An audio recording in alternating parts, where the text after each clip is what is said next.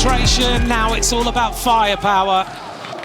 And right in the middle is Lars van der Haar. The shoulder doesn't seem to have any problems. He's always a very, very fast starter. So it's the World Cup leader who's going to try and get through this corner first. He just gets overtaken. And a rider who's got a big problem at the back. And this is not good news. Cameron Mason is going to have to run all the way to the pits. And he will be really disappointed with that. Up the steps. So much traffic. 47 riders all side by side now as they make their way onto this little pavé section. So it's Ryan Kamp from Ellie Isabit. Also up there is Sweik, Pim Ronhaar as well. Oh, and a little bit of a fall there by Ryan Kamp. He just managed to save it. Lars van der Haar down in about 17th place. Still in one long line. There is Lars van der Haar making his way through the picture. Taking the left-hand side goes Toon van den Bos. And Ryan Kamp just keeping an eye, glancing across, just seeing where Toon van den Bos is. He doesn't want to give him too much of a gap. With that little section, choosing not to take a bike, Toon van den Bos has opened up a little bit of an advantage. Lars van der Haar now starting to make his way through. He's 14 seconds down. There he is, we can just see him. Red helmet on, white and red jersey. He's in 9th place now, van der Haar. So our leader is still Toon van den Bos. Shoulders the bike. Coming up alongside him is Pim Ronhaar on the other side. Ronhaar riding this entire pit section very nicely. And he's going to come out right on the wheel of the leader.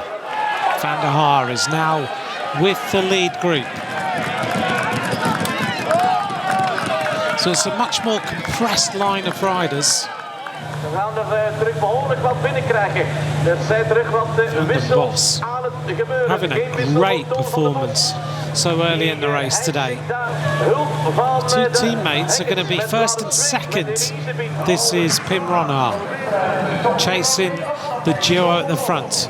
Sweik and Van den Bos are starting to make a little bit more pressure on everybody else. And a bit of a move now from Lars van der Haar.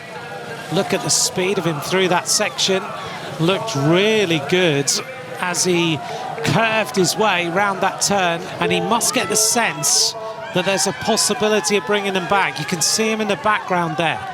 And for van der Haar, this is a good move because he's 1 point ahead of Ellie Isabit in the World Cup standings, and this would put him a little bit further in the lead. And as you can see, because of this move of van der Haar, Ryan Kamp is worried about it, and he's trying to come back to the wheel of van der Haar and bring Ellie Isabit with him. And Ronhaar makes a bit of an attack. Really strong acceleration to just catch Toon van den Bos and Laurens Sweik. Great move by Ronhaar. Well, van der Haar's not going to necessarily chase him that hard. Isabit looks to me like he's really struggling after yesterday. Here's Ronhaar, sprinting his way through the pits. There's no one in sight now for this rider. Here's our second and third place riders. Sweik in the green, van der Haar in the red and white. Van der Haar taking the bike right at the end of the pit, so he's able to ride this section. Yesterday, van der Haar had that shoulder problem. Today, we don't know what the problem was, but certainly he disappeared for a while. Now he's back at the front. But if Lars van der Haar continues like this, he's going to be the World Cup leader with an extended advantage over Ellie Isabit.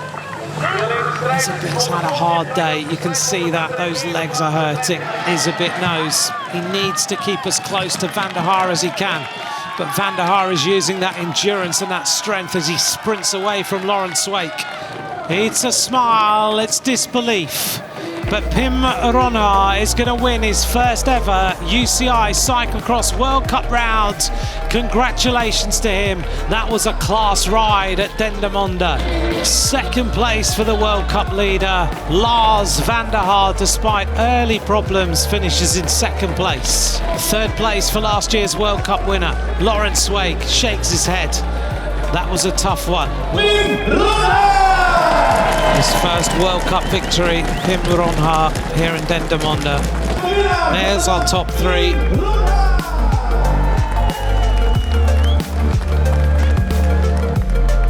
A real battle, wasn't it, today, through the mud.